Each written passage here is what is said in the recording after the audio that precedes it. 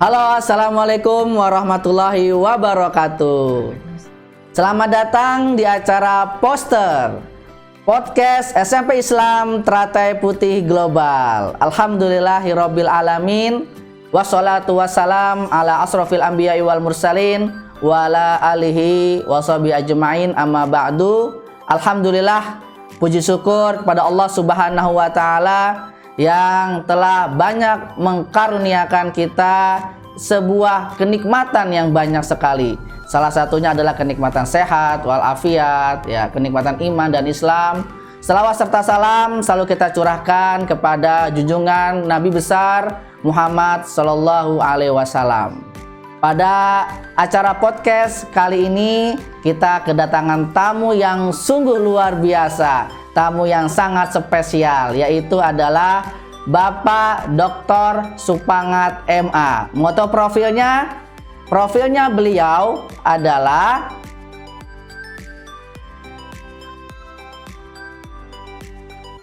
nama lengkap Dr. Supangat MA. Tempat tanggal lahir 24 November 1975. Alamat Jalan Raya Penggilingan nomor 27, RT 13, RW 05, Cakung, Jakarta Timur. Email fatpugm@yahoo.com. Riwayat pekerjaan tahun 1997, Sekretaris Jenderal Senet Mahasiswa UIN Sunan Kalijaga, Yogyakarta. Tahun 1998, Ketua HMI Cabang Yogyakarta. 2005, Kepala Sekolah Fajar Hidayah School, Kota Wisata Cibubur. 2007, Direktur Al-Sukro Islamic School, Ciputat, Jakarta. 2008, Direktur An-Nahl Islamic School, Cibubur, Bogor. 2016, Ketua Umum Asosiasi Guru Penulis Indonesia, Jakarta. 2018, Dosen Pasca Sarjana Fakultas Tarbiyah UIN Syarif Hidayatullah, Jakarta. Dan pada saat ini beliau menjabat sebagai manajer RPP di Teratai Putih Global, yaitu Research dan Pengembangan Pendidikan Teratai Putih Global. Karya tulis yang terakhir adalah Handbook Pengelolaan Sekolah Islam Berbasis Mutu. Alhamdulillah, ya, tadi begitu banyak karya-karya beliau dan pendidikan beliau sungguh luar biasa yang bisa jadikan kita motivasi, ya, penyemangat, menginspirasi bagi penerus bangsa, anak-anak muda terutama, agar semangat belajar, semangat meraih prestasi. Dan sekarang di samping kita ada Bapak Dr. Supangat MA. Assalamualaikum Bapak. Waalaikumsalam warahmatullahi wabarakatuh. Alhamdulillah, bagaimana kabarnya nih? Alhamdulillah, Pak Rio. Alhamdulillah baik, ya. Semoga Bapak selalu sehat selalu, ya. Amin. Para sahabat SMPI Terputih TV dimanapun berada, pada pertemuan kali ini, pada podcast kali ini, kita akan mengangkat dengan tema masa adaptasi kebiasaan baru. Wow, ini akan berbincang-bincang seru nih, ya.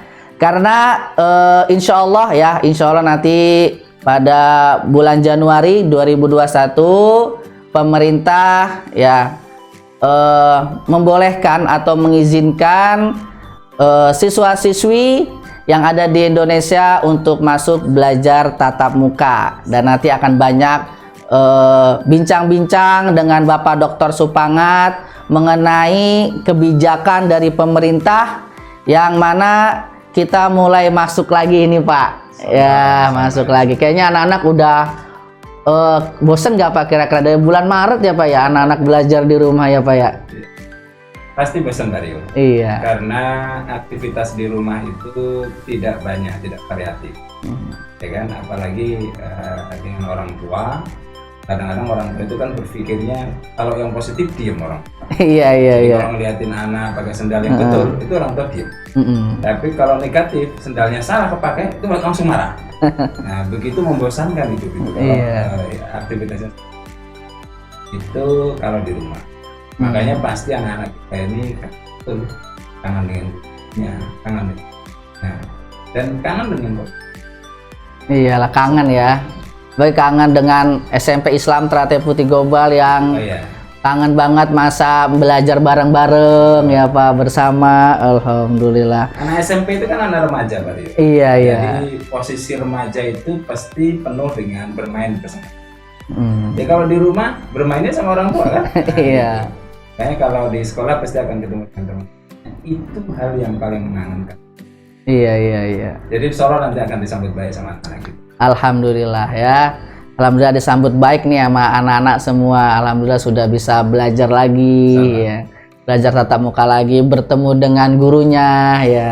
Memang belajar face to face atau bertemu langsung tuh lebih mantep ya Pak ya. Betul. Nah, Betul. dibanding dengan online ya Pak. Satu sisi memang ada sisi manfaatnya ya, ketemu langsung gitu.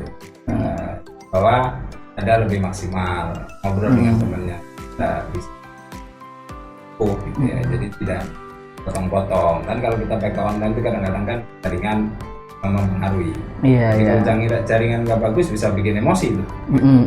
Tetapi sisi lain sebenarnya ketika kita online maka ada sisi yang keren. SMP ini kan desainnya bagus betul. Iya, iya. Jadi mampu membuat studio mini, studio pembelajaran, studio yang lain. Nah ini agak susah kan kalau kita di tatap muka gitu. Tapi kalau misalnya di online kan bisa didesain betul. Seperti poster hari ini kan keren. Wow, ya. iya. Luar biasa nih Pak Rio. Terima kasih Pak Supangat. Wow, luar biasa nih. Kan berdasarkan keputusan 4 menteri ya Pak, insya Allah di bulan Januari anak-anak khususnya di SMP Islam Teratai Putih Global ya itu akan belajar tatap muka, ya akan belajar tatap muka. Lalu bagaimana nih Pak persiapan Teratai Putih Global dalam menyikapi memasuki belajar tatap muka ini Pak di bulan Januari? Baik. Jadi kondisi kita Teratai Putih Global ini alhamdulillah salah satu unit ya, kita kan ada 9 unit sekolah. Wow, wow. Salah satu unit itu ditunjuk oleh oleh yang berwenang, dalam hal ini UPTD. Kalau dulu UPTD, sekarang di aspek sub bagian dari Dinas Pendidikan, itu dipilih menjadi salah satu sekolah percontohan. Jadi salah satu unit di Teratai Putih Global ini dipilih menjadi sekolah percontohan untuk tatap muka. Karena kita itu dipilih menjadi percontohan, tentu kita harus membuktikan bahwa kita layak menjadi contoh. Nah, dalam hal ini sekolah Teratai Putih Global menyiapkan banyak hal.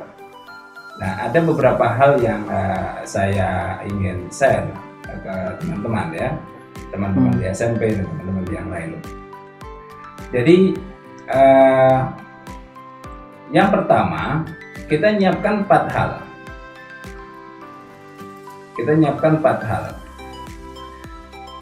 Yang pertama adalah buku panduan. Wow, buku panduan ya. Oke, kita siapkan buku panduan bagaimana tatap muka itu. Jadi buku panduan ini nanti akan diberikan kepada semua semua warga ya, baik yang ada di sekolah, guru, siswa dan yang lainnya, juga yang ada di rumah orang tua. Jadi orang tua kita berikan buku panduan. Nah, buku panduan itu yang pertama. Yang kedua, protokol kesehatan ya. Kita tidak tanggung-tanggung Pak Rio. Protokol kesehatan kita ada 20 protokol kesehatan. Gitu ya. Protokol kesehatan ini berangkat dari rumah sampai pulang lagi ke rumah. Ini 20 protokol kesehatan. Kemudian yang ketiga, langkahnya persiapan kita menuju Januari apa saja, itu kita sebut dengan mapping persiapan tatap muka. Langkahnya day by day, dari sekarang langkahnya seperti apa. Termasuk salah satu langkahnya adalah sosialisasi Nah, podcast kali ini atau posternya SMP ini adalah bagian daripada sosialisasi itu. Iya. Nah, ini adalah langkahnya. Dan yang terakhir adalah pada saat masuk nanti kita tidak langsung belajar Mario. Gitu. Nah, tapi pada saat masuk nanti kita sebut dengan makba.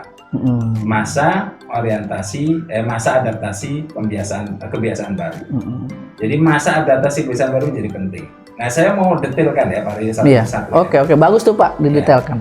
Jadi 4 ini. Yang pertama kita lihat di buku panduan.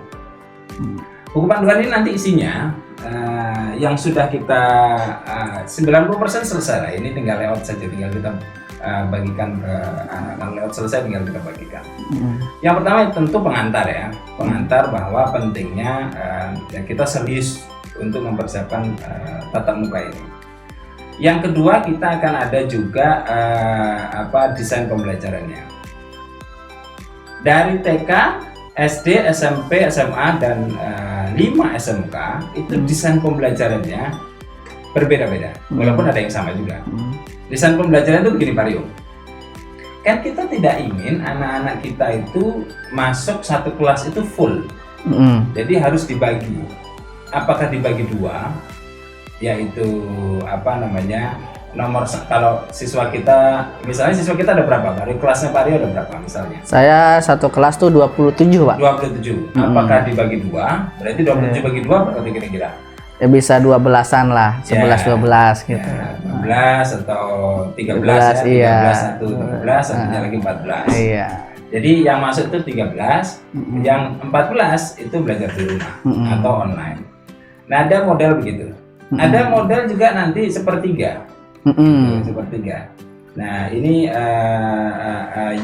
salah satu unit yang sedang mengkaji sepertiga adalah unit SD. Ini mengkaji sepertiga yang masuk, jadi bukan setengah. Iya. Gitu ya. Nah, itu yang disebut dengan desain pembelajaran. Kemudian metode pembelajarannya. Metode pembelajaran ini nanti akan ada 2 Pak Rio. Wow. Jadi pertama tentu tatap muka ketika ada di sekolah. Jadi langsung bersama dengan anak-anak. Yang kedua online. Nah, kan ada anak yang tidak masuk. Nah, ketika ada anak yang tidak masuk ini harus kasih pembelajaran juga, harus kasih pelayanan juga. Nah, itu disebut dengan pembelajaran online. 2 model ini digabungin jadi 1. Nah, ini yang kita sebut dengan kombinasi. Kemudian jam belajarnya ini juga sama Pak Rio. Jadi beda dengan jam belajar tatap muka sebelum COVID. Kan biasanya sampai asar ya. Iya, sampai asar. Ini hanya sampai zuhur. Gitu. Bahkan sebelum zuhur sudah pulang. Karena potensinya kalau zuhur kan harus sholat jamaah. Nah, masjid kita kalau untuk menampung semua siswa kita ini nggak cukup. Jadi kita rekomendasikan untuk sholat di masjid dekat rumahnya masing-masing. Gitu. Nah, kalau nanti jumlah yang masuk itu memungkinkan untuk jumlah masjid kita bisa dengan protokol kesehatan, ya tentu jam belajarnya kita bisa sampai zuhur selesai, sholat zuhur. Tapi untuk sementara ini belum sampai zuhur, jadi sebelum zuhur sudah selesai pendidikannya. Lalu kita juga punya 3 tim tiap sekolah ini Pak Rio. Oh, ada 3 tim Pak ya? 3 tim.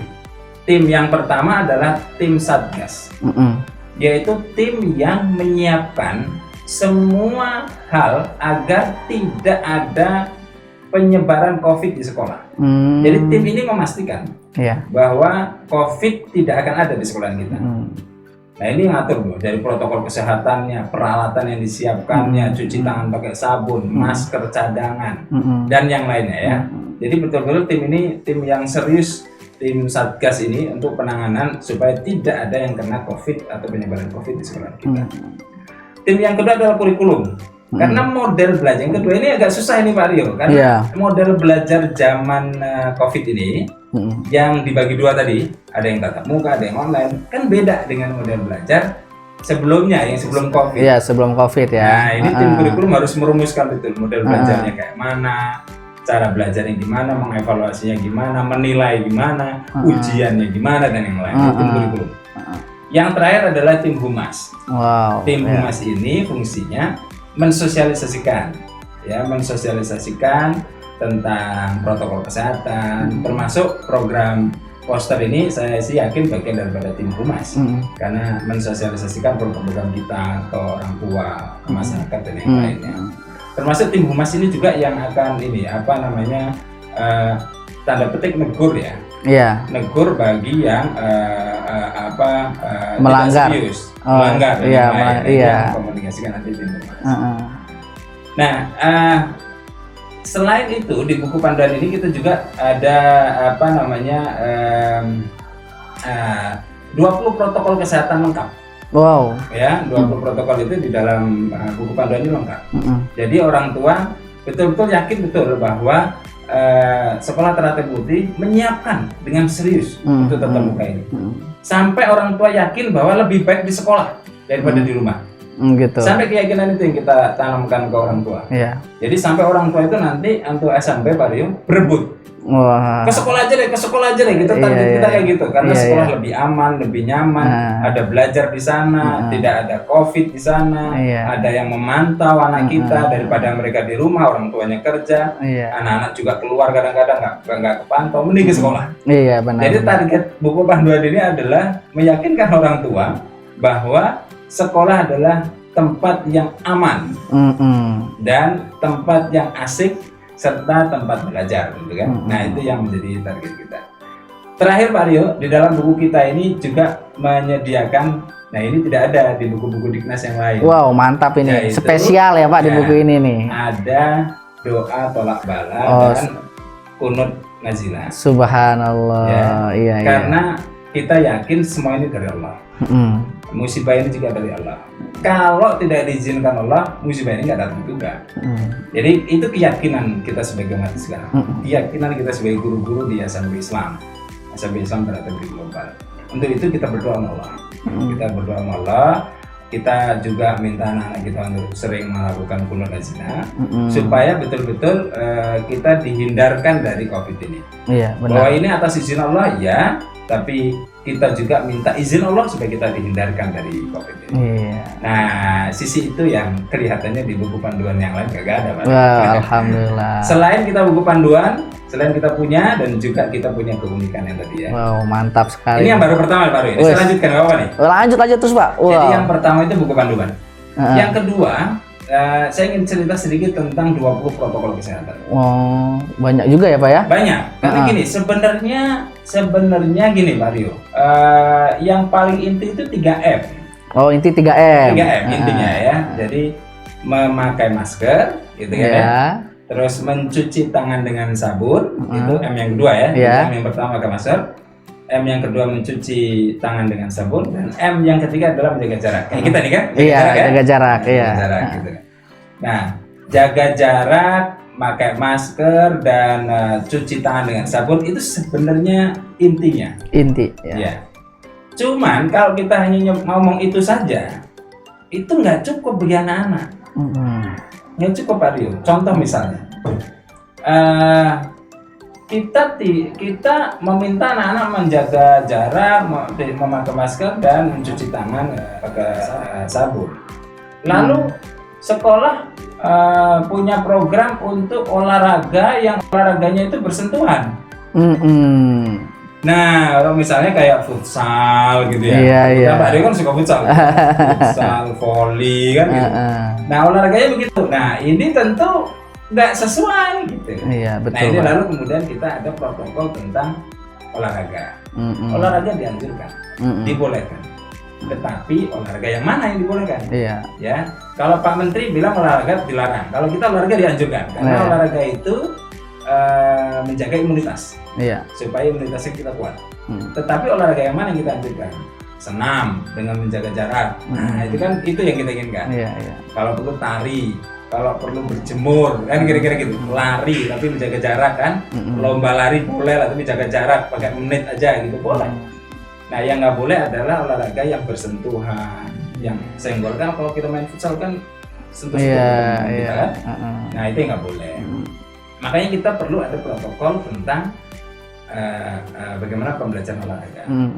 Kita juga perlu protokol bagaimana anak guru, dan orang tua ketika masuk ke sekolah. Nah, karena tidak cukup tadi dengan 3M saja. Bagi orang tua yang atau siswa atau guru yang kondisi badannya kurang sehat, flu, pilek, batuk, panas dingin, mendingan nggak usah masuk. Iya. Gitu. Nah itu kan tidak ada dalam 3M. Betul. Tapi kita perlu atur itu. Nah itu kita sebut dengan protokol kedatangan. Jadi kalau lagi posisi sakit, lagi nggak enak badan, suhu tunggunya tinggi, maka tidak boleh masuk. Nah walaupun tadi awalnya hanya 3M. Nah kita sebutin semua dari kedatangannya, dari saat belajar, termasuk pada saat pembelajaran Mario. Jadi saat pembelajaran, guru yang membuka dan menutup pintu itu gurunya. Oh gitu ya Pak ya. Jadi anak-anak itu tidak megang handle. Iya benar. Ya, yang megang itu satu tangan, yaitu tangan gurunya.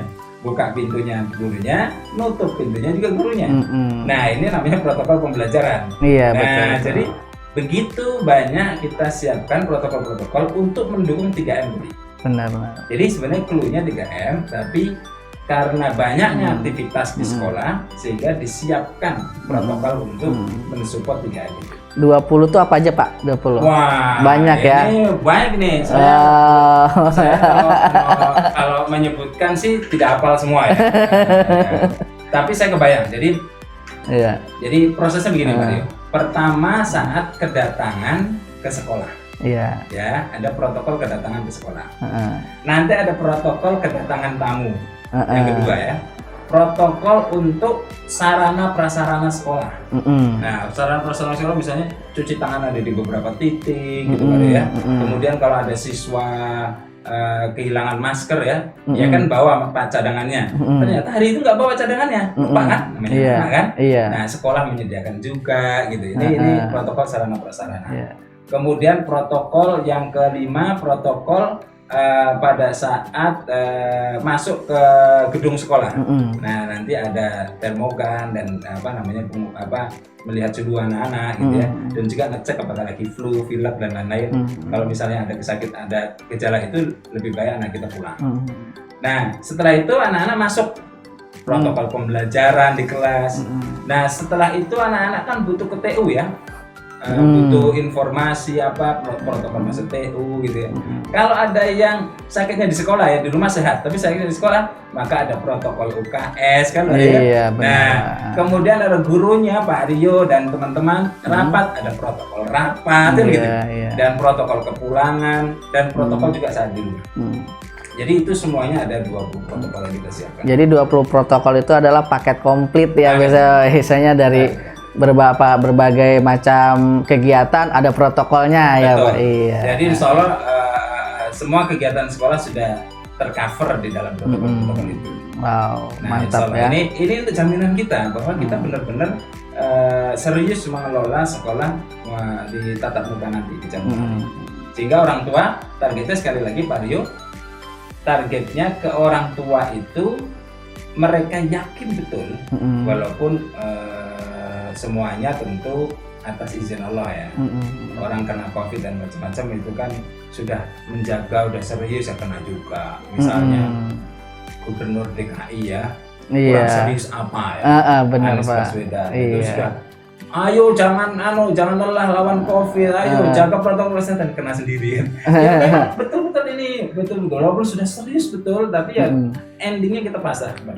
Benar. Yang penting itu usahanya. Jadi usaha kita untuk menyiapkan sekolahan kita betul-betul bebas dari penyebaran COVID. Bahwa nanti kejadian juga yaitu sudah qadarullah. Kalau loh, ini saya ngomong sama Pak Rima santai nih, Ustaz kan. Kalau Allah sudah berkehendak, ya kan? Iya. Mau pakai protokol kayak mau pakai apa, kayak ada di rumah sendiri juga kena juga. Iya, gitu, benar Pak, benar. Kalau Allah sudah berkehendak. Tetapi ikhtiar kita ini kita maksimalkan. Nah itu yang kedua Pak Rio. Ini nggak apa-apa, saya lanjutkan yang ketiga. Lanjut nih. Ini para sahabat SMP Terpu TV, kita banyak banget mendapatkan ilmu nih ngobrol bareng Bapak Dr. Supangat. Iya. Jadi yang pertama tadi saya ulangi Pak Rio ya, itu buku panduan. Kita siapkan buku panduannya. Jadi, sehingga buku panduan itu menjadi panduan bagi semua. Ya. Yang kedua kita siapkan 20 protokol kesehatan. Sehingga kita jaminkan bahwa sekolah ini aman. Benar. Yang ketiga adalah langkah menuju Januari. Ya kan?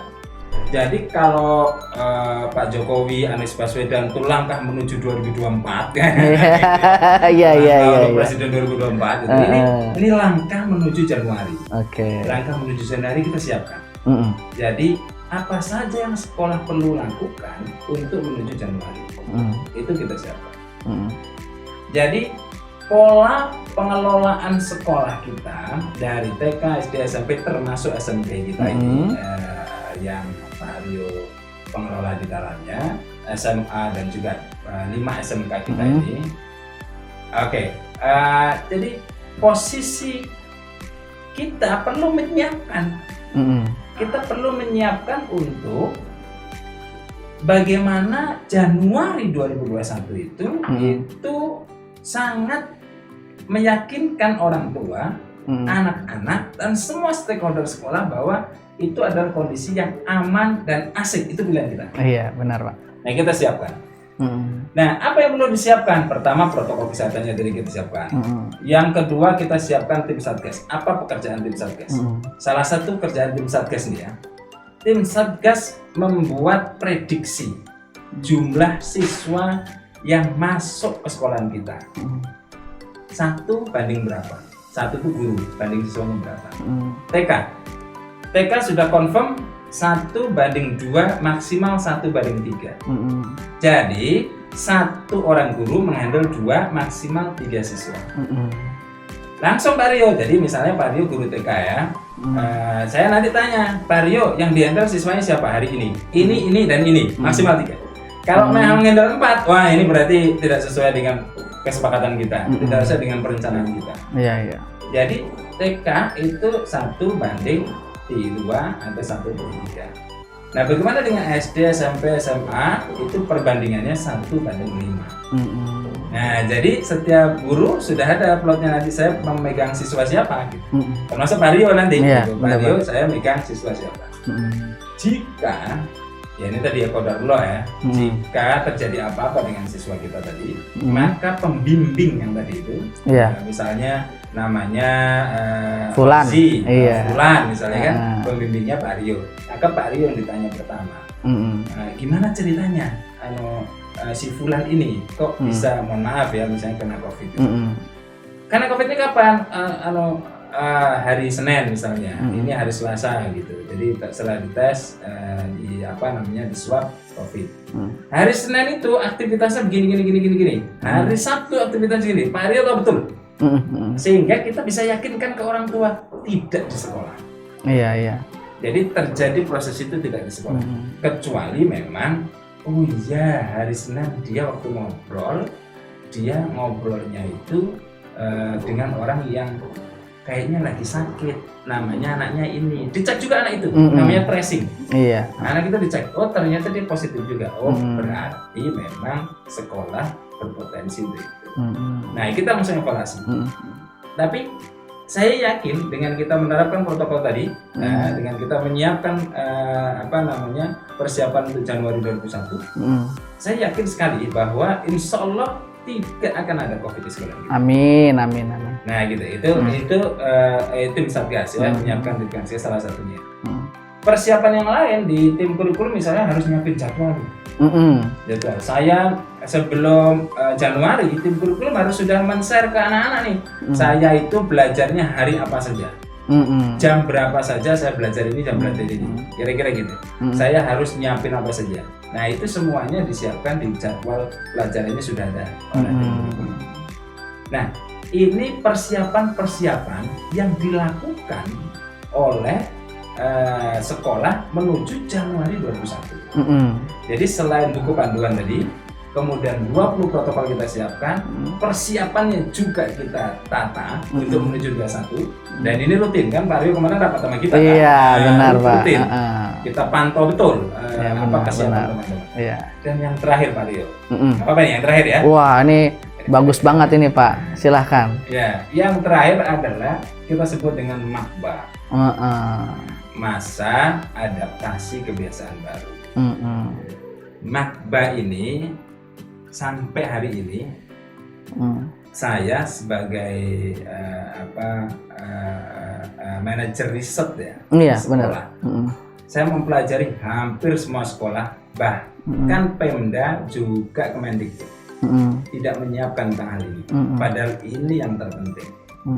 Sampai hari ini saya masih agak yakin yang menyiapkan ini hanya Teratai Putih. Yang menyiapkan kita sebut MAKBA ya, masa adaptasi kebiasaan baru. Itu kalimat kita saja. Iya, Di benar. Dinas nggak ada MAKBA itu. Jadi kalau Pak Aryo bilang MAKBA, nggak ada yang tahu, yang tahu Teratai Putih aja. Nggak ada.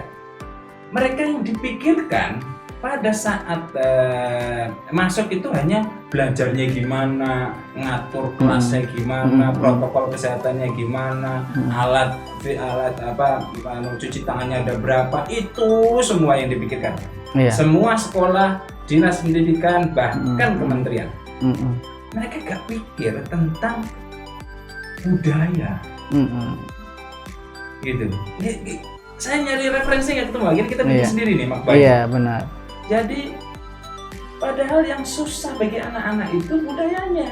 Iya, betul, Pak. Gitu. Kalau kita nyiapin materi, nyiapin barang, alat cuci tangan, selama Pak Rio punya uang tinggal beli, selesai. Mau beli berapa? Iya. Kan satunya 400.000 gitu. Ya tinggal kali aja, mau beli 10 kali 10 400.000, 4 juta, 10 jadi gitu. Kita untuk cuci tangan kita siapkan gitu kan. Kemudian masker cadangan kita siapkan. Masker mau beli yang masker 10.000 juga ada, yang 50.000 ada. Tinggal beli aja. Ada duitnya tinggal beli. Tapi pertanyaannya, apakah tradisi anak-anak kita, tradisi kita selalu rutin untuk cuci tangan? Kita tradisinya cuci tangan itu setelah makan. Iya. Kan gitu.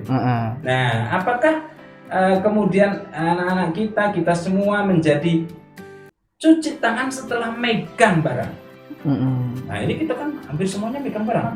Saya masuk sini aja megang pintu kan, megang meja. Ini saya sekarang megang bantal.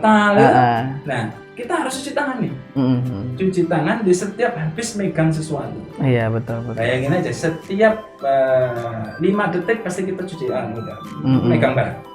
Megang barang yang kemudian barang itu juga dipegang kemungkinan oleh orang lain. Kali ini kan juga dipegang oleh orang lain. Hingga kita cuci tangan. Tradisi itu tidak ada sebelum COVID. Betul. Nah, itu belum tentu kita bisa lakukan. Ya kan? Tradisi kita ngomong berjarak begini kan, jarak jauh gitu kan. Bukan berarti kita musuhan nih, Pak ya. Tradisi ini kan. Coba bayangin sama anak-anak itu. Nanti ketika masuk gitu, mereka ketemu dengan teman-teman, ngobrol kan. Masih penting nggak perlu kan. Ngobrol dan macam-macam. Itu tradisi itu. Nah, menciptakan tradisi yang tidak dilaksanakan di masa COVID, sementara sebelum COVID itu terlaksana, itu yang susah. Menjaga jarak kayak kita sekarang, cuci tangan setelah megang apa-apa, kemudian kalau ketemu orang jarak dekat harus selalu pakai masker. Masker selalu menjadi bagian daripada kehidupan anak-anak kita. Nah, ini yang disebut dengan MAKBA. Jadi masa adaptasi kebiasaan baru ini yang kemudian menjadi fokus. Jadi di masa adaptasi kebiasaan baru itu ada 4 Pak. Wow, ada 4 ya? Ya, mengapa ini penting? Jadi yang pertama, budaya itu lebih susah daripada fasilitas, betul nggak? Betul Pak. Fasilitas tinggal beli ya? Iya benar. Ya, membangun budaya susahnya. Kebiasaan ya Pak ya. Nah ini kalau diperumpamakan gini Pak, perumpamaan ya. Iya. Kalau kita punya anak, punya tetangga yang suka terlambat, suka terlambat ya. Walaupun Pak Rio beli jam itu 20 jam, taruh di ruang tamu, taruh di depan, taruh di mana aja, bahkan dikasih jam tangan, orang anak-anak kita, semua yang tetangga kita kasih jam tangan supaya tepat waktu. Saya nggak yakin dia akan tepat waktu Pak Rio. Karena memang sudah terbiasa tidak tepat waktu. Iya, walaupun ya. Benar. Iya kan? Salah satu kebiasaan di Indonesia ini kan terlambat. Iya, jam kita karet. Tanya, ya kan kita tanya punya jam nggak? Punya. Pak dia punya jam tangan. Oh iya Pak. Iya, jam tangan, kan? Gitu. Terus jam dinding punya nggak? Punya. Tapi kenapa tetap terlambat? Karena budayanya. Iya, tapi benar. ketika programnya nggak usah dibeliin jam, nggak usah dibeliin jam, nggak usah ada jam dinding, itu nggak usah, ya. Pokoknya Kalau kita ada rapat, misalnya mulai jam 8, ya sudah jam 8 mulai. Ketika jam 7 mulai. Mau pesertanya belum ada kayak, mau ada 1 orang, 3 orang, mulai aja. Walaupun mereka tidak punya jam di tangannya, kayak saya ini nggak punya jam tangan, insya Allah dia akan melakukan. Karena sudah terbiasa disiplin, dibudayakan. dibudayakan. Jadi bukan memberikan fasilitas, tetapi dibudayakan, yaitu kalau rapat sudah mulai aja tepat waktu, mulai aja tepat waktu. Mau ngapain, mulai aja tepat waktu. Mau upacara, mulai aja tepat waktu. Semua dimulai tepat waktu. Dengan kita memulai tepat waktu, insya Allah orang akan mengikuti itu. Iya, Karena benar. budayanya. Iya. Kira-kira gitu. Contoh konkret adalah buang sampah. Kalau kita ke Singapura dan negara-negara yang lain, jarang saya ketemu kotak sampah. Tapi saya nggak berani buang sampah sembarangan. Ketika di Indonesia, kotak sampahnya banyak. Tetap aja sampahnya kemana-mana kan. Ini tradisi membangun budaya. Pembangunan budaya inilah yang disebut dengan makbar.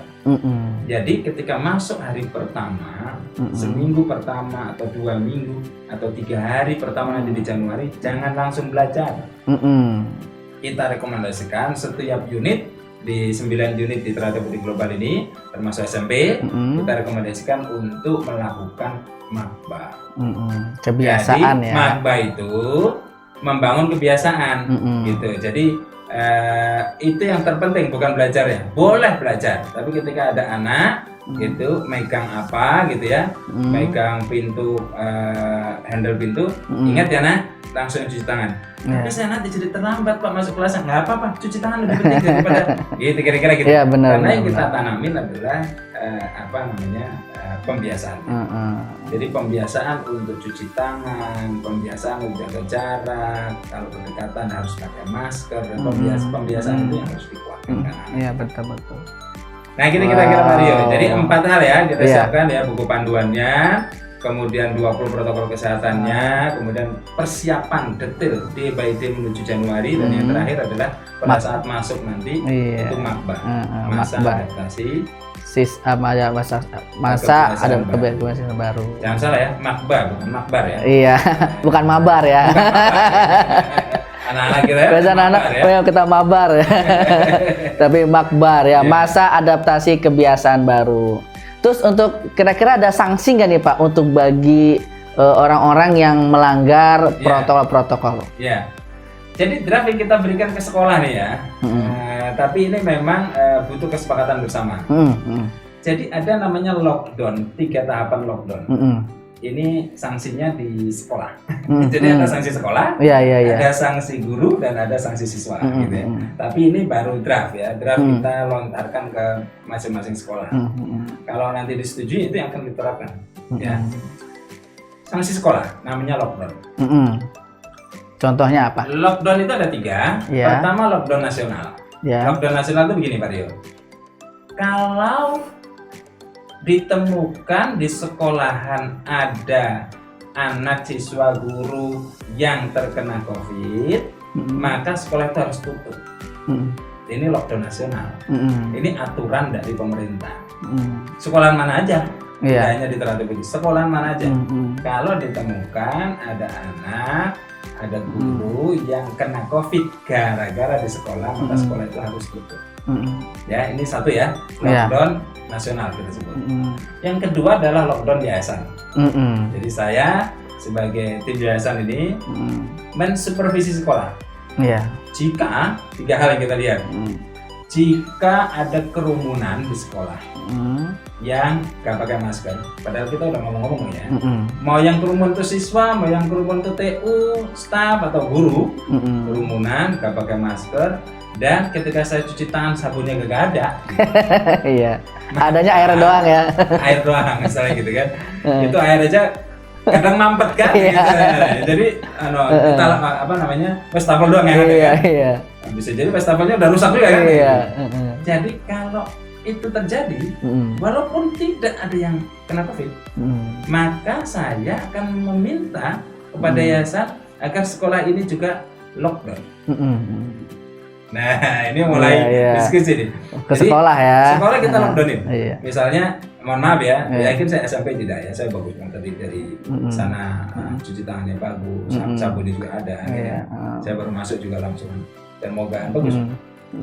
Dan saya lihat guru-guru semuanya di sini pakai masker dengan baik, jaga jarak, gitu ya. Nah, kalau misalnya itu ditemukan di SMP misalnya, walaupun nggak pasti nggak ada di SMP, ditemukan, maka saya akan bilang ke ketua yayasan agar SMP di lockdownkan. Di lockdownkan itu bukan berarti pembelajarannya nggak ada. Online lagi. Ada online lagi. Iya, online lagi. Ya. Online lagi. Iya. Ya. Nah, ini yang kemudian kita desainkan agar sekolah hati-hati. Nah, itu lockdown yang kedua ya, namanya lockdown yayasan. Iya. Nah, yang ketiga adalah lockdown sekolah. Oh, ke unitnya ya? Unitnya. Iya. Jadi unitnya itu kan di SMP Islam ini ketua satgasnya kan Pak Eka ya. Nah, Pak Eka yang ngomong. Oh iya. Pak Eka yang bicara kepada Bapak Kepala Sekolah, Pak Dodi. Pak Dodi, guru kita misalnya ya, ini kadang-kadang maskernya dibuka, kadang-kadang ini misalnya gitu ya. Pak Eka nanti bicara ke Pak Dodi, kayaknya kita lockdown aja deh. Nah, nanti Pak Dodi mengusulkan ke yayasan, mohon izin 3 hari ke depan kami pembelajarannya online karena tradisi budayanya masih ada beberapa orang. Iya. Nah, ini yang disebut dengan lockdown unit sekolah. Ya. Nah, bagaimana dengan sanksi siswa? Nah, ini sanksi siswa terjadi. Wow, iya. Jadi kan kita itu meminta orang tua kalau ingin tatap muka datanglah ke sekolah. Tapi kalau tidak ingin tatap muka karena khawatir dan macam-macam, tetap online. Kita kan fasilitasi online. Jadi online ada, tatap muka juga ada. Ya. Dengan 4 tadi yang kita siapkan, saya yakin betul tuh SMP ini kalau nanti betul-betul menerapkan, dan saya yakin akan menerapkan 4 yang kita mintakan itu orang tua akan cenderung masuk semua. Masuk aja kira-kira gitu. Iya. Tetapi ini kalau selama ini berpikirnya orang tua mengizinkan atau tidak ke sekolah, ini sekarang dibalik. Ini yang disebut dengan skorsing. Sekolah boleh tidak mengizinkan anak untuk ke sekolah. Nah, ini masuk dalam kepadaan itu juga Pak. Jadi kalau ada orang tua yang tidak mengizinkan putra-putrinya datang ke sekolah, maka putra-putrinya bisa belajar di rumah. Nah, sekarang orang tua yang mengizinkan berangkat ke sekolah, boleh nggak sekolah tidak mengizinkan anak itu masuk sekolah? Iya. Nah, ini kita diatur. Iya, diatur juga. Nah, itu namanya skorsing. Jadi orang tua yang mengizinkan anaknya sekolah, udah masuk nih anaknya, ternyata di sekolah dia tidak mengikuti protokol kesehatan kita, sudah diajarin gini, sudah ngotot betul, susah betul diatur, memang diskorsing. Jadi kita punya hak untuk melarang anak ke sekolah. Nah, ini sisi yang menarik nih Pak. Jadi tidak hanya orang tua melarang anaknya ke sekolah, sekolah pun punya hak untuk melarang anak siswa ke sekolah. Jika tadi ya, jika ternyata di lapangannya ini anak suruh tidak berdekatan terus gitu ya, terus pakai masker gitu, kamu cuci tangan gitu. Nah, sekolah berhak untuk menyampaikan ke orang tua agar anaknya itu belajar online saja gitu. Walaupun orang tua bilang, please saya pengen anak saya masuk sekolah, tetap aja kalau anak kita ini tidak walaupun itu bagian daripada proses pendidikan kita ya. Jadi tidak langsung kita pulangkan anak itu, tapi kasih kesempatan ternyata susah betul, ya kita skorsing. Jadi harus ada hubungan antara sekolah dengan orang tua, bahwa anak kita ini betul-betul mengerti tentang pentingnya menjaga diri dari penyebaran COVID ini. Wow. Itu Pak Dio. Subhanallah, mantap banget nih Pak ya. Iya. Pokoknya kita serius betul nih. Serius bener ya. Apalagi dari gerbang tuh sudah ada termogan, sudah mempersiapkan dari satpam. Apalagi alhamdulillahnya Teratai Putih Global ini lingkungannya luas ya Pak ya. Jadi tidak kecil tapi luas, jadinya anak-anak juga ketika jam istirahat mungkin bisa lebih leluasa Betul. gitu ya Pak ya. Betul, betul. Nah, ada sekitar 10 hektaran ya teratai Ya. putih global ini. Ya. Sungguh Itu luar yang, biasa. yang di Cimuling kita aja ya. Kan kita ada beberapa kampus ya. Iya iya. Ya. Untuk penutup nih Pak, Bapak mungkin ada pesan dari Bapak Supangat, pesan untuk kita semua dan terutama untuk sahabat SMPI Terput TV dimanapun berada untuk menuju bulan Januari ini ya belajar tatap mukanya, mungkin pesan-pesan kepada anak-anak agar kita selalu sehat ya, untuk seperti itulah mungkin ada. Ya, saya ada 2 pesan ya. Yang pertama untuk sekolah. Yang kedua untuk posternya teman-teman. Iya iya. Gitu. Yang pertama untuk sekolah. Jadi mohon sekolah Teratai Putih Global ini khususnya SMP itu patuhi betul protokol kesehatan yang sudah kita buat. Pelajari betul, jalani betul, dan saya yakin kalau sekolahnya, guru-gurunya, pimpinannya sih saya yakin oke. Cuma karena ikut mendesain buku panduan yang kita buat. Tetapi untuk anak-anak, jadi mohon betul orang tua untuk mensupport anak-anaknya agar mengikuti protokol kesehatan yang sudah kita desain betul. Jadi jangan hanya fokus pada kurikulum materi ajar, tapi di awal-awal ini fokuslah pada budaya supaya terjauh dari COVID. Kalau budaya itu sudah bagus, baru kemudian masuk ke materi dengan baik. Insya Allah itu tidak ada kendala di lapangannya. Itu yang pertama ya, untuk sekolah. Patuhi protokol kesehatan, jalanin panduan yang sudah kita saya susun bersama. Yang kedua untuk poster, jangan berhenti poster untuk mensosialisasikan. Terus semangat, semangat untuk mensosialisasikan agar Januari 2021 itu adalah momen bahagia, momen asik. Iya. Ini momen anak-anak ketemu teman-temannya, momen anak-anak ketemu gurunya, momen anak-anak bisa bermain lagi ke sekolah. Ini momen. Bantulah poster, bantu untuk mensosialisasikan agar momen yang spesial bagi anak-anak itu adalah momen yang aman dari penyebaran COVID. Betul. Jadi kegiatan seperti ini moga-moga ini diikuti oleh unit yang lain nih. Amin. Poster-poster ya, podcast di unit yang lain yang sama. Kalau ini dilakukan di semua Teratai Putih Global, insya Allah Teratai Putih Global menjadi sekolah yang aman dari COVID. Amin. Yang kemudian anak-anak kita asik bersama dengan guru dan teman-temannya. Amin. Subhanallah, pesannya nih sungguh luar biasa. Terima kasih banget nih ya teman-teman. Singkat dan padat pesannya ya. Jadi para sahabat SMP Terput TV dan sahabat ya Posket SMP Islam Teratai Putih Global, tadi kita sudah mendengarkan banyak sekali keterangan dari Bapak Dr. Supangat MA mengenai persiapan menuju belajar tatap muka di bulan Januari ya. Nanti ada protokol-protokol yang harus teman-teman semua laksanakan ya, atau diindahkan, dilakukan.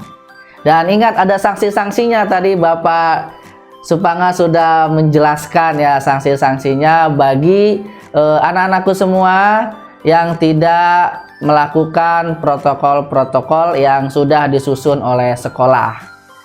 Terima kasih Bapak Dr. Supangat atas waktunya dan meluangkan waktu datang ke sini nih. Alhamdulillah, semoga Bapak sehat selalu. Amin. Semoga kita semua dalam keadaan lindungan Allah Subhanahu wa Ta'ala.